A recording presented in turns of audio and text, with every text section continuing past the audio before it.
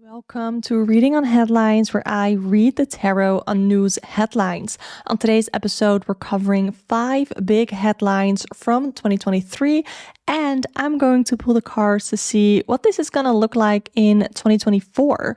So let's dive right in with the first topic, which are the US elections. Now, the presidential elections are actually this year, 2024, but the potential presidential candidates have not been sitting still in 2023. Mainly the ones that I want to look at are Trump and Biden, because those are the ones so far most likely to go head to head in the presidential election. So first, I want to talk a little bit about Donald Trump. He's been in the news a lot, also a lot unrelated to the elections, because he's been indicted. He hasn't, I don't know if he's officially been arrested, or I don't really know how the legal system works in that regard in the US. So I can't really talk much about that. But there have been news headlines from Maine and Colorado where he's being taken off the ballot. I think for the Republican thingy. I don't know what it's called. I know the I know the Dutch word. English is not my first language, but he's being taken off the ballot because of his indictments. So let's take a look at Trump in 2024. And this is funny because last week, if you remember, I reacted to Paula Roberts being on Fox News, pulling cards for both Trump and then Biden. And let's see what we pull for Trump in 2024 regarding the indictments. So the card that I pulled is the 8 of Swords. And I have heard a lot of political commentators talk about how they do not believe that Donald Trump is going to go to jail. 8 of Swords is a card of limitations, of restrictions. So first of all, I think we might see more states that will try to have him removed from the ballot because of his indictments, because of all of the legal processes that are currently running against him, basically. So I think we're going to see more restrictions for Donald Trump happening in 2024. The first thing that came to mind when I saw the 8 of Swords was, jail time. But like I said, a lot of political commentators who are much more knowledgeable about this shit than I am with my cards, they all think that he is not going to jail. Like, a lot of us are hoping that he will, to take accountability for his shitty actions. But, it's not very likely with someone who is as famous and powerful and rich as he is. But I do think that 2024 is not going to go easy on him. I definitely think this is going to be a very tough year. I feel like this year is going to be even more tough than the last year has been. And I think that he's going to try, and because in the card here, I see a lot of scissors being pushed in the ground, but then there's one scissors trying to break free. So he's definitely going to try and break free in some sort of way. Of course, he is always trying to save his image, and he's always trying to say that he didn't do shit or whatever. But, there's too much running against him. There's too much evidence to point to the contrary. So I don't think that 2024 is going to be a super easy year for Trump. Now I want to take a look at Biden, because his sort of thing in 2023 was, first of all, he's not doing well. I saw the words polling rut or polling, like the polls rut, because he's just not doing well. His image is not really great. And I talked about overall the image of the left of Democrats, mostly like the left on the political spectrum. I talked about that in the last episode where at the end I did a card pool where I talked about the need to change the image of leftist politics.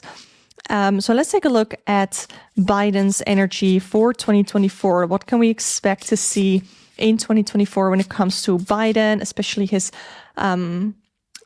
run for president for like the Democrats as a Democratic candidate? Because I think so far nobody is really running against him.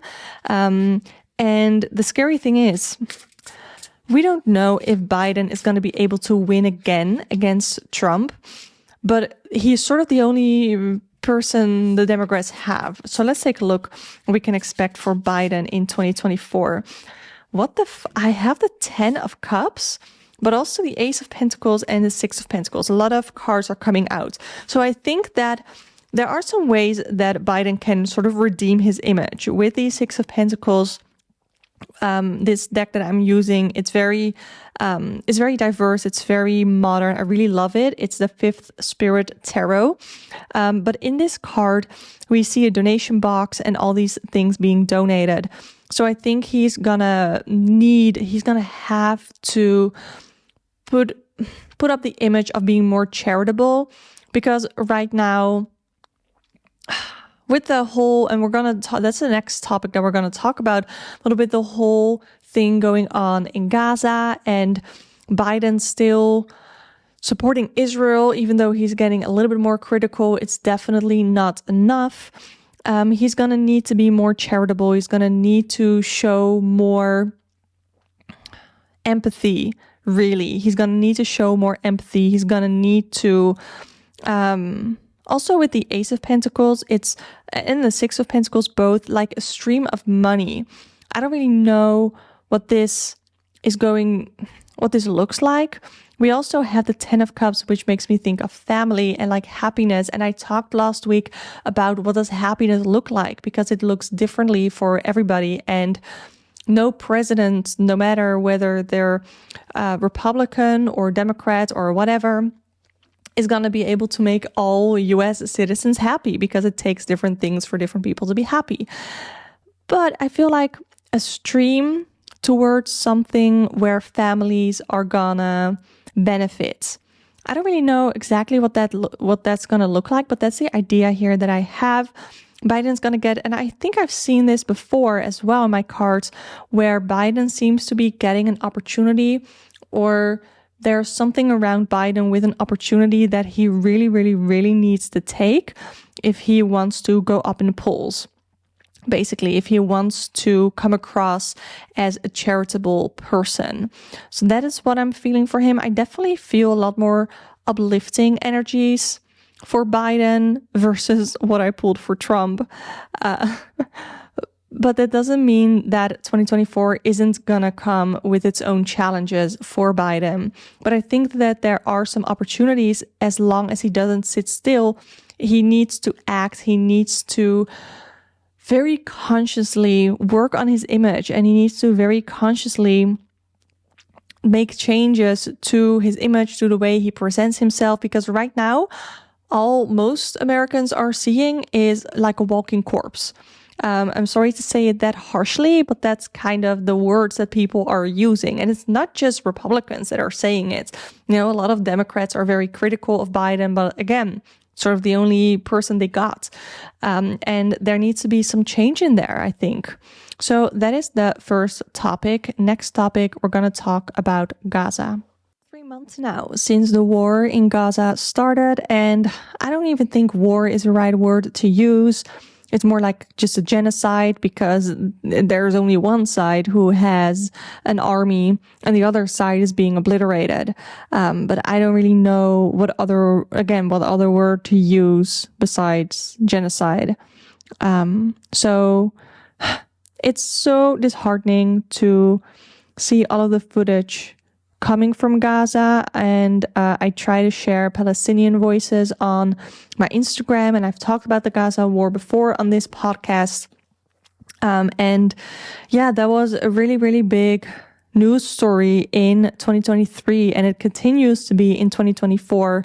And I think it's important to keep it a big news story and to keep it front of mind and to keep talking about it and to keep bringing it up, because as soon as we start talking about it and as soon as we stop giving it attention, there's less motivation, less reason for Israel to stop what they're doing. There's less reason for a ceasefire. So that's why we need to keep talking about it.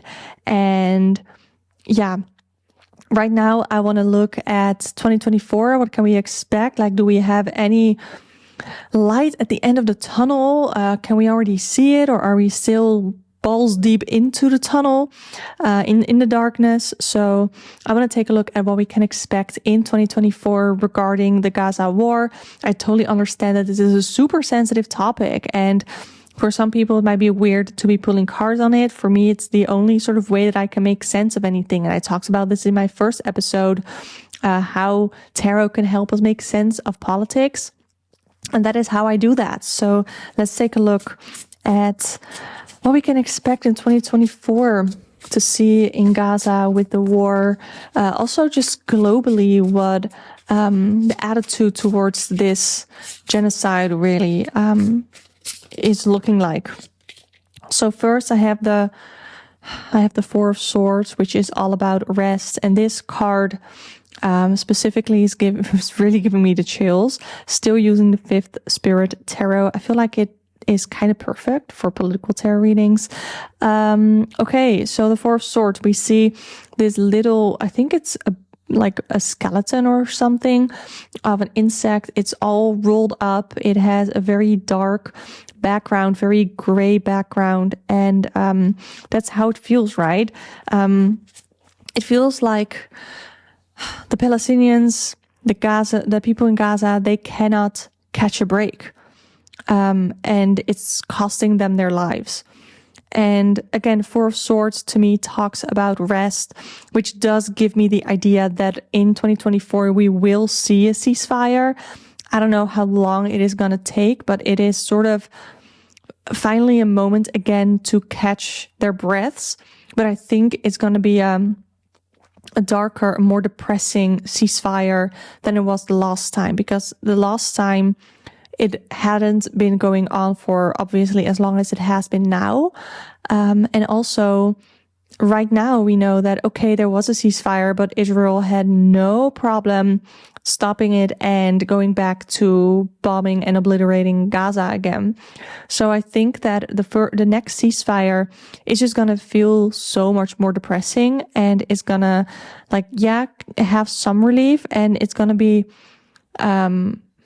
how do I want to say it? It's going to, again, catch the breath, or let Palestinians catch their breath for a little bit. But it's more in like a very defeated kind of way, where there's sort of, that's what I'm seeing in this card as well, sort of very defeated idea where they're just sort of falling on the floor and not really know how to deal with everything that happened to them. And it's so fucking sad. And I really hate this feeling. I really hate this energy. But it's honestly better than what is going on right now with all of the bombings. So I do think that there's going to be a ceasefire. I don't know how soon it is going to be. I don't know how soon it's going to be. But I do think that there's going to be another ceasefire. But it's going to be very different energies than the first one. So let's take a look at what else we can expect regarding this war in 2024. Okay. I have the Three of Cups. We're going to see more countries banding together. Palestinians, I don't know, necessarily using their connections with other countries, because honestly, I don't feel like Palestine has a lot of connections with other countries because they've been so isolated, really. But I think other countries are going to create bonds. Like right now, we're already seeing South Africa. I am not really sure what the exact details are, but South Africa has asked the international justice system to keep Israel accountable, and they're going to have to be in court, like in international court. And I think there are going to be more countries who are going to stand behind South Africa for that. I think we've already been seeing that. And I think that to really, really make changes, we have to band together as people, as civilians. We have to band together, go to protests, show our support, donate. I will have donation links in the show notes if that is something that you can do. But I think that the banding together of people, civilians, leaders, also countries, that is gonna be making a change, really. Because right now, there are too many countries still backing Israel. There are too many countries still protecting Israel in what they're doing. And with Israel, I'm saying the government, the military. I'm not saying Jewish people or all people who live in Israel. I want to make that very clear. Next card, we have the Knight of Swords. The Knight of Swords to me is about very fast pacing. It's also about impulsive actions. So I do think that we're going to see some more impulsive actions from Israel, actually. And I think that is going to lead to more negativity. Right now, they're already doing a lot of really bad things and sort of impulsive things, like when they sort of drowned some of the Hamas tunnels, where I'm pretty sure that I'm not sure on this actually, but I've heard stories where they hurt hostages that they claimed to try and save. So there's just more impulsive, stupid, really, actions that haven't been thought through. Like this entire attack on Gaza feels like it was very impulsive, like almost like they were waiting for something to happen to them as a country. Sort of, I almost hate saying it, but it's that type of energy. I'm not saying that is exactly what happened, but it's that type of energy where they just are being impulsive, taking impulsive actions, not really thinking it through. And I think that's going to be detrimental to Israel's image even more than it already is right now. I want to pull one last card we can expect in 2024. Let's take a look. I pulled the Justice card. We see on the card House of Law. And I think we're going to see some real important things happening in the International Justice Court. Again, I don't really know the exact words, the exact names of those. But yeah, I think that there are going to be, I think there are going to be substantial things maybe being shown in court or talked about in court or covered in the news about all of that I think are going to be really significant in moving all of this forward, moving us towards the end of the tunnel, if you will, where there will be justice. I do think that every action has a reaction, and so far, a lot of the reactions to Israel's actions have just been destructions in Palestine, because that's what Israel's doing. But and there have been reactions, of course, of a lot of people globally speaking out, sharing on the social media, activism. We've seen a lot of protests in a lot of countries, and I think we're only going to see more reactions as Israel keeps going. And that is, I think, also a message to all of us to not shut up about this, to keep talking about this, to keep it front of mind, like I said already, because that is what is going to...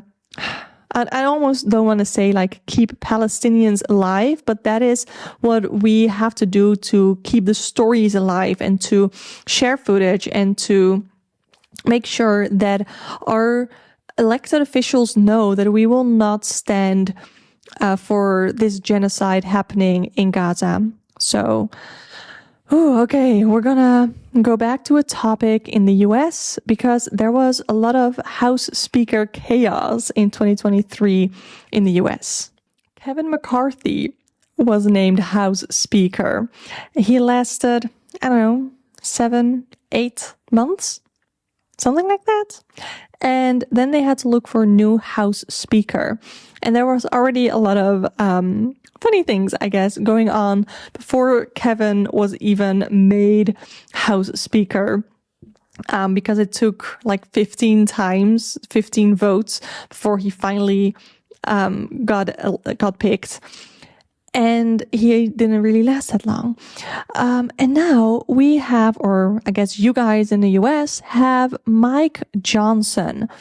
And I watched a whole video from Fundy Fridays about Mike Johnson. And it's like the most generic name like ever. Pretty sure Mike is in like the top 10 most recurring names in the US. And Johnson is maybe like number 2 in last names. Most common, most last names. So the creator in Fundy Fridays joked about how hard it was to even find information on Mike Johnson, but he did.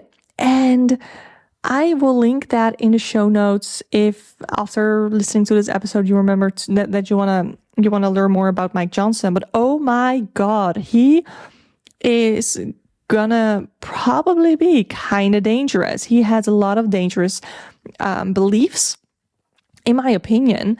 And I think that, I don't know, I got a bad vibe. Let's see what the cards are going to say about Mike Johnson as House Speaker in the US, because if you live in the US, I definitely recommend you check out that video from Fundy Fridays about Mike Johnson, because I think you need to know what kind of beliefs your House Speaker has and what kind of person he is. We're starting with the 3 of Swords. Awesome. We're starting off with trauma, creating trauma. Oh God, we also have the King of Swords, which means that he is super strategic, okay? He has a lot of political and lobbying experience. He knows what he's doing. He might have very dangerous beliefs that I personally very much disagree with, but he knows how to get shit done. He will know how to get more restrictive laws, like the Roe v. Wade overturning. He's gonna make more of that happen. I already see it with 3 of Swords. We have old pains, having people relive old traumas, but also King of Swords being very strategic, being outspoken, but being very clear and almost, I don't want to say protective, but he knows how to speak to get away with saying really horrible shit. That is the vibe that I get from him and from these cards, and that I got from him during the video that I watched. Okay. Can we get anything a little bit more concrete on Mike Johnson? Oh my God. We have the Hierophant, which is about, I want to say legacies, but it's more about traditions. He is a very, very traditional man.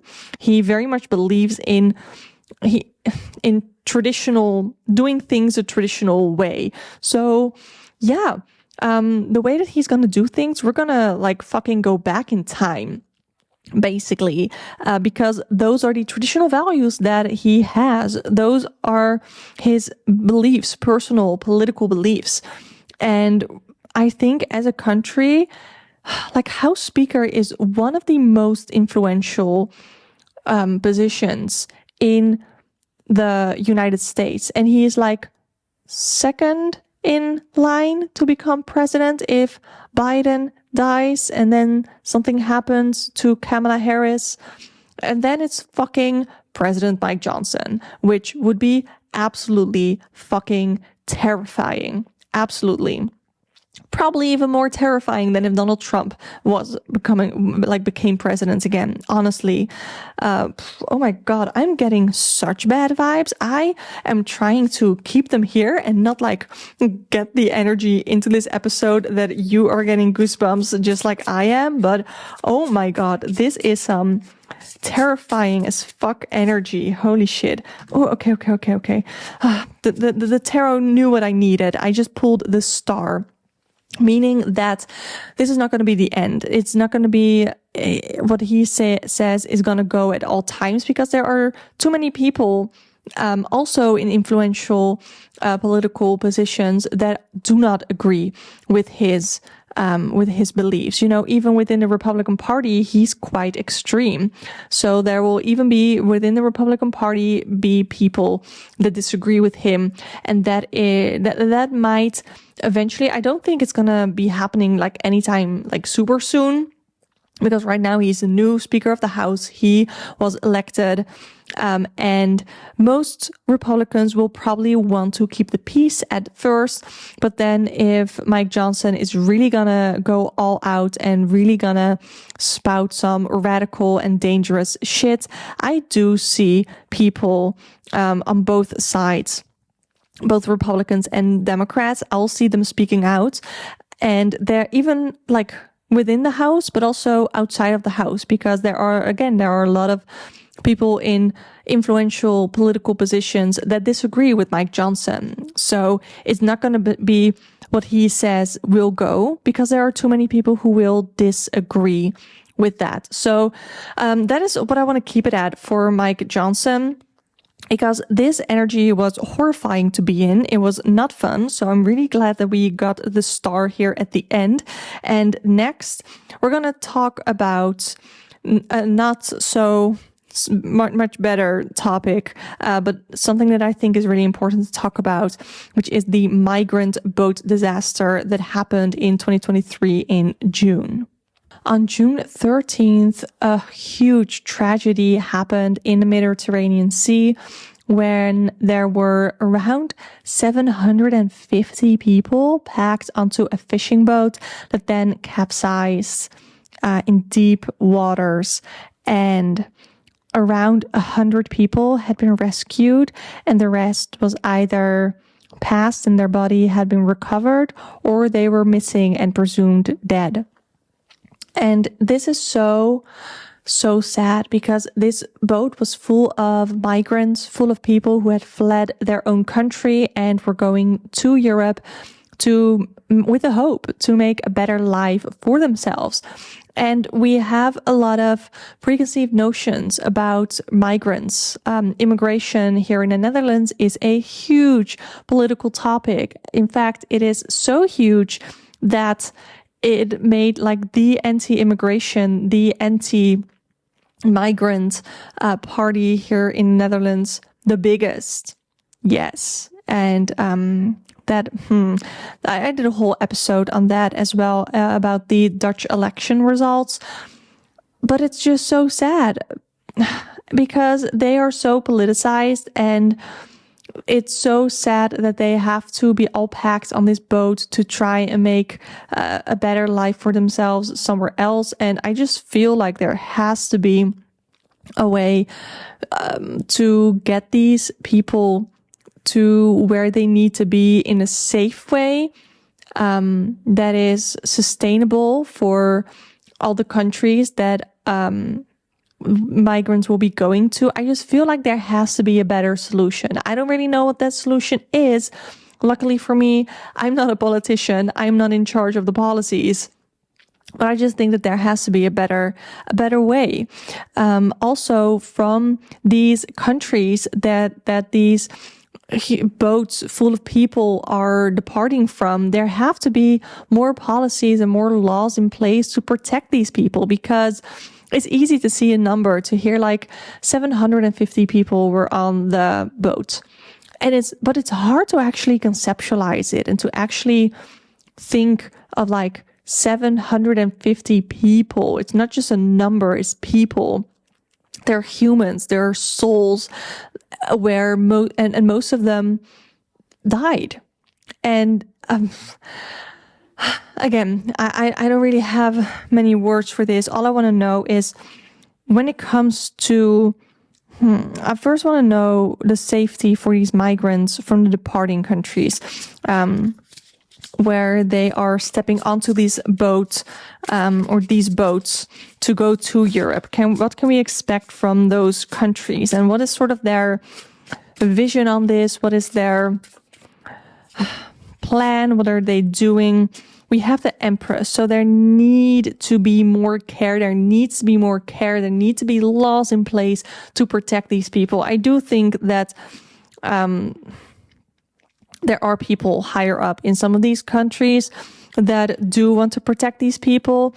And a lot of these boats are going out illegally, obviously, because it's not legal to human traffic, because that's basically what it is. It's human trafficking. And I do think that there are people higher up in some of these countries who care and who want to take better care of these people and who want to put laws in place so things like this don't happen again. I do think that. So what can we expect from Europe and their immigration laws, their stance on immigration? What can we expect there? We have Seven of Wands, which is literally protecting your boundaries. In this case, I think it's very literally protecting borders. So a lot of European countries, they don't, it's so stupid. I hate to say this, but they don't want immigrants. They don't want new people like entering their country if they don't have anything necessary to offer. You know, like it's super selfish.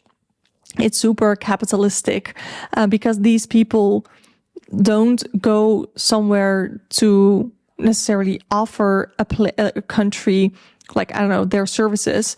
They go there because they want to be safe, because they didn't feel safe. They weren't safe in the country where they came from. So all they are looking for is safety. But the countries themselves, like the Netherlands, are just looking at, but what can they do for us?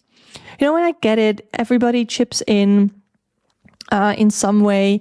But I just think that part of the conversation has to be, and I thought about this earlier today, actually.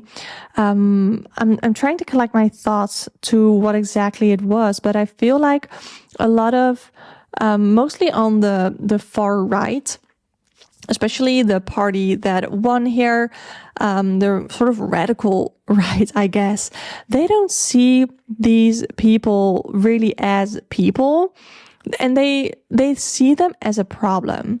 And it's so fucking sad that people, actual human beings, can be seen as a problem when the real problem is the reason they're even here to begin with.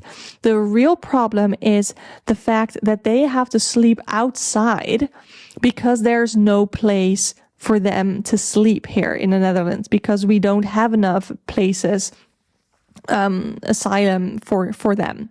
Those are the real problems. But instead, it's much easier to just point at people and saying, no, you're the problem. And that's fucking sad. And it makes me sad and angry, to be really honest, to hear these far right, radical right, these stupid ass fucking people say that people are the problem when they have problems. Yes, because they ran away from their own country. They fled their own country, not because they just thought, you know, what the hell? Let's just leave and go to the Netherlands so we can sleep on the floor, on the ground, because. No, these people are unsafe in their own country. They wouldn't have left if they weren't unsafe. If they could have made a life for themselves, they wouldn't have left.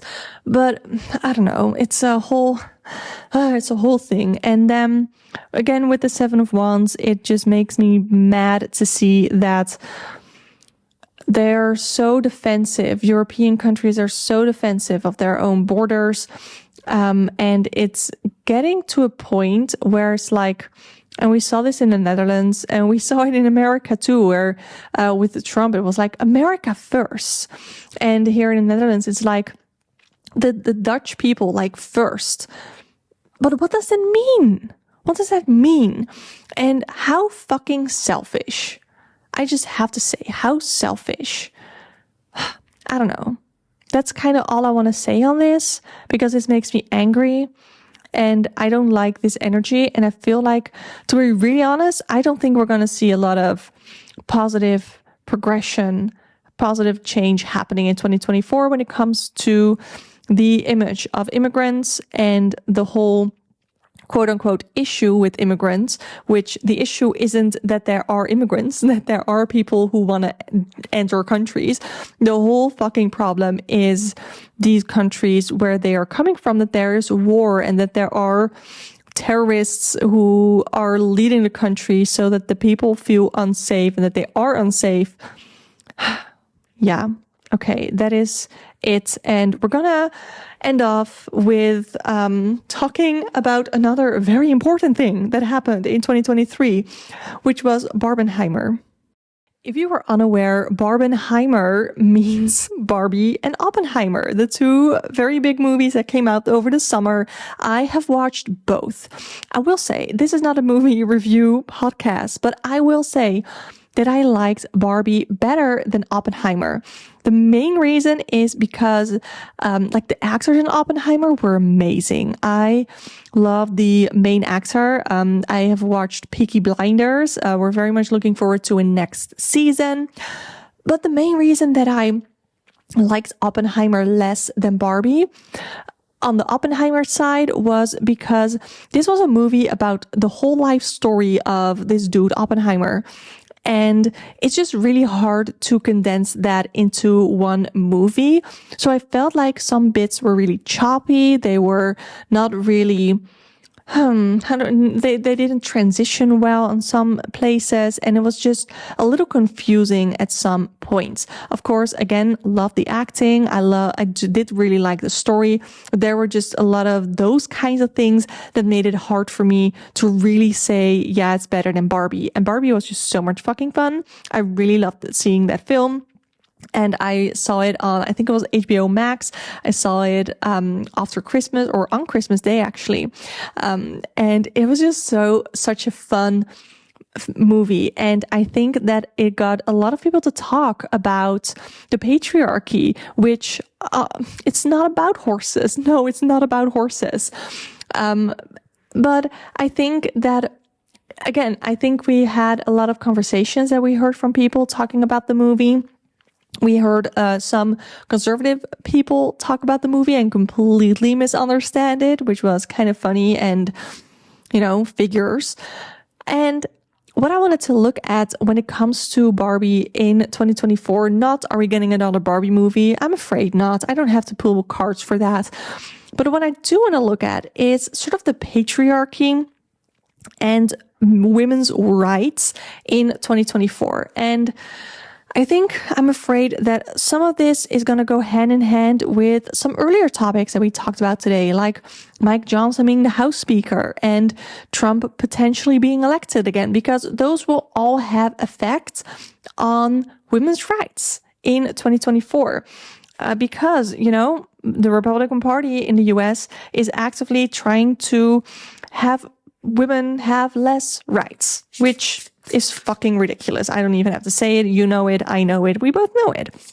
Let's take a look at what can we expect for women's rights and just human rights in general. But I want to focus on women's rights here because Barbie, we have the Page of Wands.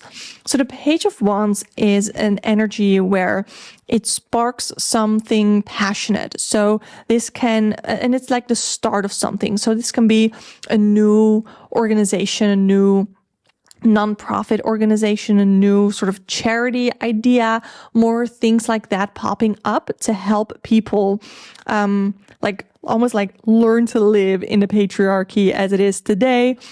And I think that's going to be interesting. I want to pull another card to see what that's going to be about exactly. We have the Hermit because people are feeling more alone and people are in some ways being isolated. Part of this, I think, is people who have different political opinions from other people in their lives, like family maybe. And it can be isolating to have those differences and to feel sort of almost alone in that. But please know that you're not, because I'm here and there are other people who listen to this podcast who agree. There are people who don't listen to this podcast but still agree with me and agree with you on those beliefs and those thoughts and those morals, basically. Okay, I wanna get another card about what we can expect regarding women's rights in 2024. Let's take a look. I have the Queen of Cups. Again, I feel like it's a lot, and 10 of Pentacles. I think it's a lot about people banding together, knowing that you're not alone, which feels very personal because I'm not really seeing anything that is going to happen on a big scale necessarily in 2024. It's just a lot of interpersonal, I want to say. It's very personal, the way that we are going about all of this. I think it's a lot of things that are going to be said that are going to be not necessarily detrimental, but that are going to have a negative effect on our mental health, about our feelings about the patriarchy, about maybe even feelings about other women, because I think a really big part of the patriarchy, or at least a big effect that the patriarchy has on women, is pitting women against other women. And it's really fucking sad, because I am personally all about hyping up other women, hyping up each other, because we already got it so tough. We already have less opportunities, and you can say that it's not true, or some people will say that it's not true, but it is true. We have less opportunities because we are women, and we have to hype each other up when someone is doing something amazing, something great, and you can hype each other up. And I think there's a lot of power in that. And I think that is something that we have to hold on to for 2024, to keep hyping each other up, to keep being there for each other instead of trying to tear other women down. I really think that it's going to be super important to have that. And with the 10 of Pentacles here, the word that comes to me is legacy. As women together, we can have a legacy. You don't have to do it all by yourself. You can, bond with other women. You can collab with other women, and to understand that we're basically all in this together. And I think it's super important that we sort of have this legacy that is going to be really, really big, that not necessarily to overthrow patriarchy, because that's not going to happen in 2024, but we need to understand what it would take to make changes to that patriarchy and how we can have those positive changes, if that makes sense. I don't really know what I'm trying to say here, but the vibe, the feeling that I'm getting is that we have to band together. You're not alone, and we have to, how do I say this? Like, figure out how we can create a legacy for future generations of women, of little girls who want to dream big, maybe are afraid to dream big, or they are not seeing women do particular things because maybe it's repressed in patriarchy. And how can we create that legacy? How can we create that future positivity for future generations of women? And I think that might be something that we're going to see in 2024, or it's just going to be a big theme in 2024, or it's just a reminder for all of us listening that it's going to be important to do that next year. So that was a lot. Thank you so much for listening to Reading on Headlines. Please head over to readingonheadlines.com to send me a voice message with a request, question, or topic so you can be featured on the next episode. Stay safe, stay sane, and do some self-care today.